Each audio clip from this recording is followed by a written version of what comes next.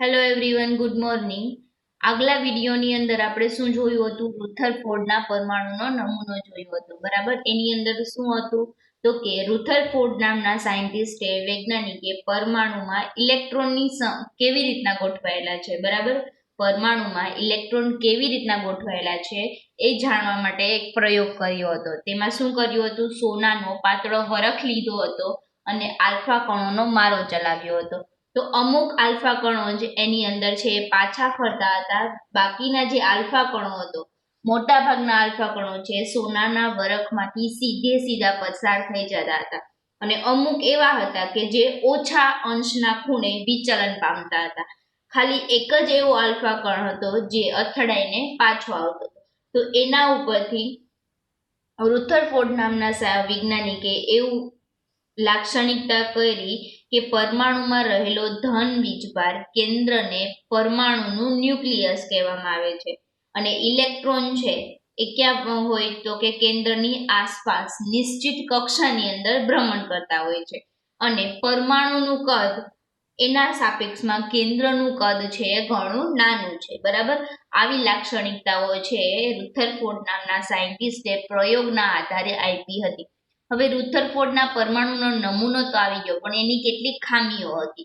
જેમ કે વર્તુળાકાર કક્ષામાં ઇલેક્ટ્રોનનું ભ્રમણ સ્થાયી હોવાની અપેક્ષા કરી શકાય નહીં, કારણ કે કોઈ પણ ગોળ હોય તો એની અંદર છે ઇલેક્ટ્રોન રહેતા હોય તો એ સ્થિર હોય એવું આપણે કહી શકીએ નહીં, કારણ કે વર્તુળાકાર કક્ષામાં રહેલા કોઈ પણ કણ છે એ કેવા હોય? પ્રવેગિત હોય, વેગમાં હોય, બરાબર. તે દરમિયાન વિકિરણો સ્વરૂપે ઉર્જા મુક્ત કરે છે.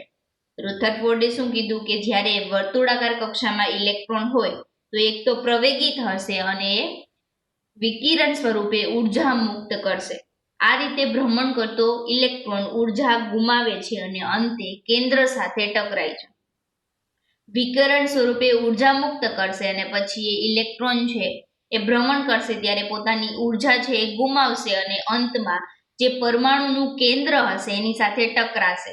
જો આવું થાય તો પરમાણુ છે એ સ્થાયી હોય નહીં, અસ્થાયી હશે, બરાબર. તો દ્રવ્ય છે એ આપણને સ્થાયી સ્વરૂપમાં અસ્તિત્વ ધરાવે નહીં, કારણ કે દ્રવ્ય છે એ શેનો બનેલો છે તો કે પરમાણુ અથવા તો અણુનો. જો પરમાણુ જ તમારો અસ્થાયી હોય તો દ્રવ્ય અસ્તિત્વ ધરાવે નહીં, જે સ્વરૂપમાં આપણે એને જાણીએ છીએ. અત્યાર સુધી આપણે દ્રવ્યને કીધું કે પરમાણુ અથવા તો અણુનો બનેલો છે અને સ્થાયી છે. આપણને જેવો જોતો હોય સ્થાયી સ્વરૂપમાં એવું આપણને દ્રવ્ય છે એ મળે નહીં જો પરમાણુ અસ્થાયી હોય તો, બરાબર. તો પરમાણુ સર્વસ્થળ સ્થાયી હોય છે એવું આપણે કહેવાનું. જો ઇલેક્ટ્રોન ભ્રમણ કરતો હોય વર્તુળાકાર કક્ષામાં તો એ કેવો હોય? પ્રવેગિત હશે, એનો કંઈક વેગ હશે અને ઇલેક્ટ્રોનની ઉર્જા ગુમાવે અને કેની સાથે ટકરાશે? કેન્દ્ર સાથે ટકરાશે, બરાબર. એવું થાય તો પરમાણુ છે કેવો હોય? અસ્થાયી હોય અને અસ્થાયી હોય તો દ્રવ્ય આપણને અસ્તિત્વમાં મળતું નથી, બરાબર. તો આ રુથરફોર્ડના પરમાણુના નમૂનાઓની કેટલીક ખામીઓ હતી. હવે શું થયું તો કે બીજું મોડલ આવ્યું જેને બોહરનો પરમાણુ નમૂનો કહેવામાં આવે છે. રુથરફોર્ડે રજૂ કરેલા પરમાણુના નમૂનામાં વિરોધ અને અનેક સમસ્યાઓ ઉઠાવવા પામી, જેને દૂર કરવા માટે નીલ્સ બોહરે પરમાણુ બંધારણને વિશે નીચે દર્શાવેલી અભિધારણાઓ રજૂ કરી. હવે રુથરફોર્ડનો પરમાણુ નમૂનાનો કેટલીક ખામીઓ હતી.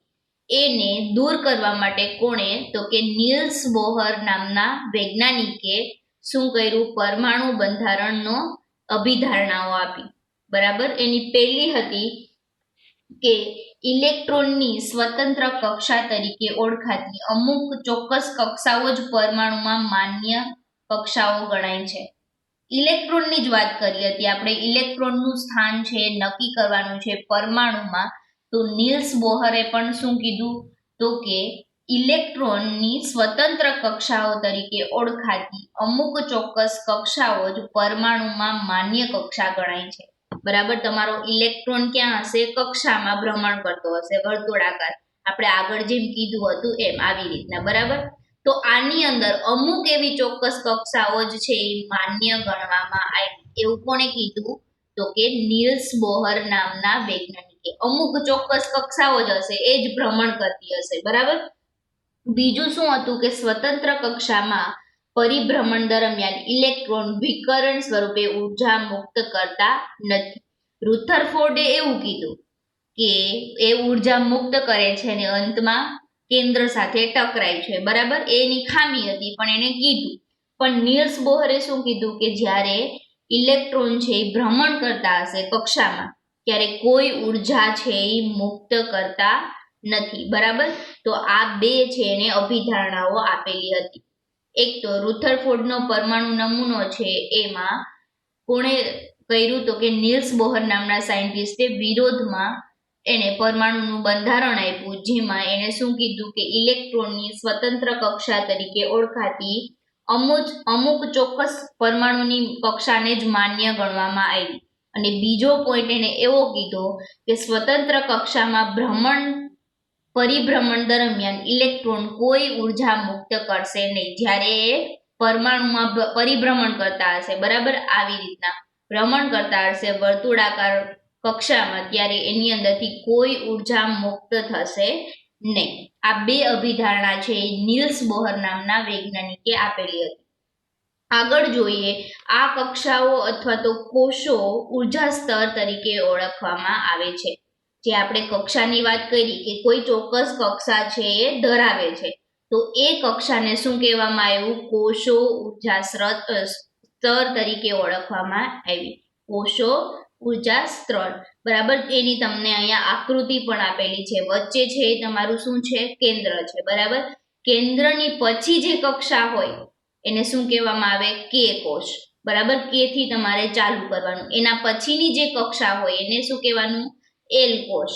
એના પછીની કક્ષા છે એને એમ કોષ અને એના પછીની કક્ષા છે એને એન કોષ. કે એલ એમ અને એન કેપિટલની અંદર લખવાના થશે. જ્યાં શું છે? n = 1, n = 2, n = 3 અને n = 4, બરાબર. હવે આ કક્ષાઓમાં અથવા તો કોષોને કે એલ એમ અને એન અક્ષરો દ્વારા અથવા તો n = 1, 2, 3 અને 4 સંખ્યાઓ દ્વારા દર્શાવાય છે. નિલ્સ બોહર નામના સાયન્ટિસ્ટે શું કર્યું કે અમુક ઇલેક્ટ્રોન છે એની અમુક જ કક્ષાઓ છે એ માન્ય ગણવામાં આવી. આ કક્ષાને શું કહેવામાં આવે? કોષો ઉર્જા સ્તર, બરાબર. એને તમે કોષો અથવા તો કક્ષા બંને તમે કહી શકો. જેની અંદર આપણે અક્ષરો કયા યુઝ કરવાના છે? કે એલ એમ અને એલ. અને એમાં n = 1, 2, 3 અને 4 સંખ્યાઓ દ્વારા આપણે દર્શાવી શકીએ. કે એટલે 1, એલ એટલે 2, એમ એટલે 3 અને n એટલે 4, બરાબર. હવે આગળ જોઈએ બીજું શું કીધું છે.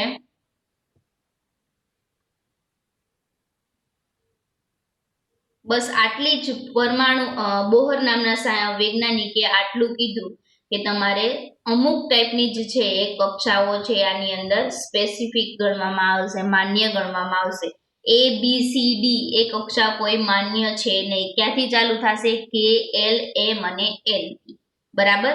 હવે જોઈએ ઈસવીસન 1932માં જે ચેડવિક અન્ય અપરમાણ્વીય કણની શોધ કરી જે વીજ ભાર વિહીન હતો અને એનું દળ લગભગ પ્રોટોનના દળ જેટલું જ હતું. હવે જે ચેડવિક નામના વૈજ્ઞાનિકે 1932ની અંદર બીજા એક અપરમાણ્વીય કણની શોધ કરી જેનો કોઈ વીજભાર હતો નહીં. પ્રોટોન અને ઇલેક્ટ્રોન છે એ વીજભારિત છે. જ્યારે આ ન્યુટ્રોનની શોધ કરી હતી કોણે? તો કે ચેડવિકે, જેનો કોઈ વીજભાર છે નહીં. કેવો છે? વીજભાર વિહીન છે, બરાબર. કોણે કરી હતી? જે ચેડવિક નામના વૈજ્ઞાનિકે, જેનું દળ છે એ પ્રોટોનના દળ જેટલું જ હતું. આખરે એને ન્યુટ્રોન નામ આપવામાં આવ્યું. ન્યુટ્રોન પરમાણુના કેન્દ્રમાં જ આવેલો હોય છે, સિવાય કે હાઇડ્રોજન સામાન્ય રીતે ન્યુટ્રોનને n સંજ્ઞા દ્વારા દર્શાવવામાં આવે છે. તેથી પરમાણુનું દળ તેના કેન્દ્રમાં રહેલા પ્રોટોન અને ન્યુટ્રોનના દળના સરવાળા દ્વારા દર્શાવાય છે, બરાબર. હવે આ ન્યુટ્રોનની શોધ થઈ તો એનું નામ ન્યુટ્રોન આપવામાં આવ્યું અને એને ક્યાં રિપ્રેઝેન્ટ કરે છે? તો કે n થી, બરાબર. એની સંજ્ઞા શું છે? n. અને એ ક્યાં આવેલું છે? તો કે પરમાણુના કેન્દ્રની અંદર. જ્યાં પ્રોટોન છે ત્યાં જ તમારું ન્યુટ્રોન હશે, કેન્દ્રની અંદર, બરાબર.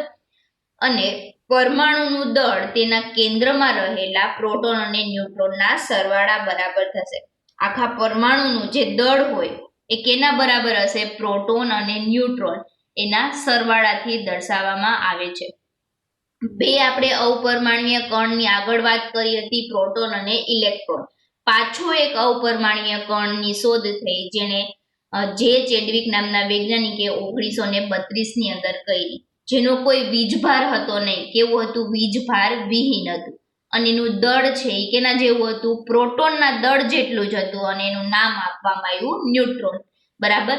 ન્યુટ્રોન ક્યાં આવેલો હશે? તો કે પરમાણુના કેન્દ્રમાં. જ્યાં તમારો પ્રોટોન રહેલો હશે ત્યાં જ તમારો શું હશે? ન્યુટ્રોન રહેલો હશે. હાઇડ્રોજનની અંદર કોઈ ન્યુટ્રોન હશે નહીં. સામાન્ય રીતે એની સંજ્ઞા શું છે? તો કે n. અને પરમાણુનું દળ તેના કેન્દ્રમાં રહેલા પ્રોટોન અને ન્યુટ્રોનના દળના સરવાળા બરાબર થશે. બરાબર. તો આટલો આપણો ન્યુટ્રોનનો ટોપિક છે. હવે આગળ આપણે જોવાનું છે કે વિવિધ કક્ષામાં ઇલેક્ટ્રોન કેવી રીતે વહેંચાય છે. આપણે કક્ષાની વાત તો કરી દીધી કે કક્ષાને આપણે શું કહેશું? કોષો, ઉર્જા સ્તર, અને એને આપણે કે, એલ, એમ અને એન અક્ષર દ્વારા છે એ દર્શાવી શકાય, અથવા તો 1 2 3 4 સંખ્યા વડે પણ દર્શાવી શકાય. બરાબર. એની વાત તો થઈ ગઈ, પણ હવે ઇલેક્ટ્રોન કેવી રીતના વિવિધ કક્ષાઓમાં વહેંચાય છે એની વાત કરવાની છે. તો પરમાણુની અંદર વિભિન્ન કક્ષાઓમાં ઇલેક્ટ્રોનની વહેંચણી બોહર અને બરી નામના વૈજ્ઞાનિકે કરી હતી. બરાબર. કેવી રીતના વહેંચણી થશે ઇલેક્ટ્રોનની? એ કયા નામના વૈજ્ઞાનિકે? તો કે બોહર અને બરી નામના વૈજ્ઞાનિકોએ ઇલેક્ટ્રોનની વહેંચણી છે પરમાણુની અંદર કરેલી હતી. જુદા જુદા ઉર્જા સ્તર અથવા તો કોષમાં ઇલેક્ટ્રોનની સંખ્યા દર્શાવવા માટે નીચેના નિયમ અનુસરવામાં આવે છે. નીચે તમને કેટલાક નિયમ આપેલા છે જેના મદદથી શું થશે? તો કે કોષમાં ઇલેક્ટ્રોનની વહેંચણી થશે. કક્ષામાં હાજર રહેલા ઇલેક્ટ્રોનની મહત્તમ સંખ્યા 2n² સૂત્ર દ્વારા દર્શાય છે, જ્યાં n કક્ષાનો ક્રમ અથવા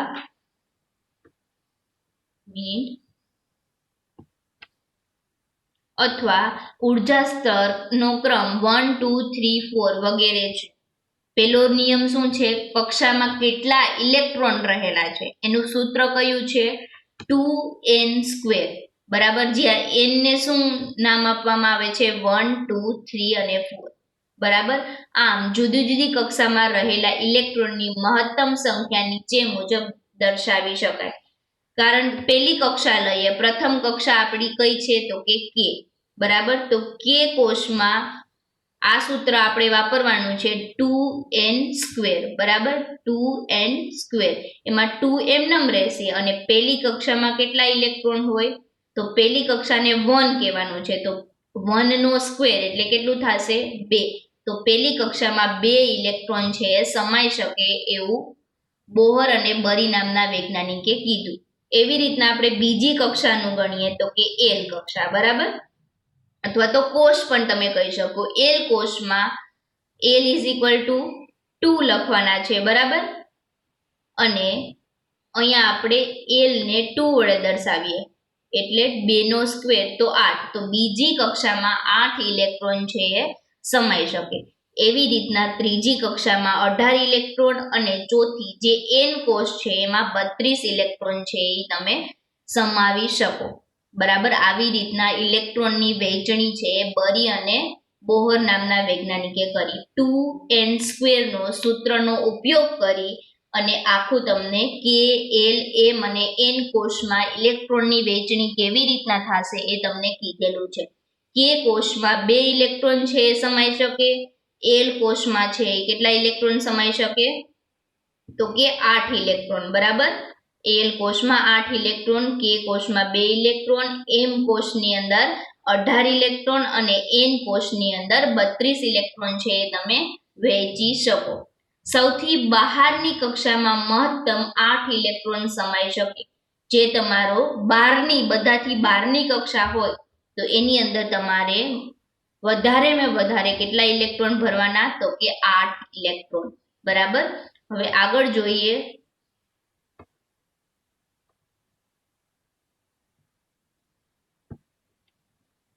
પરમાણુની આપેલી કક્ષામાં ત્યાં સુધી ઇલેક્ટ્રોન નહીં ભરાય જ્યાં સુધી તેની અંદરની કક્ષાઓ ઇલેક્ટ્રોનથી સંપૂર્ણ ભરાઈ ન જાય.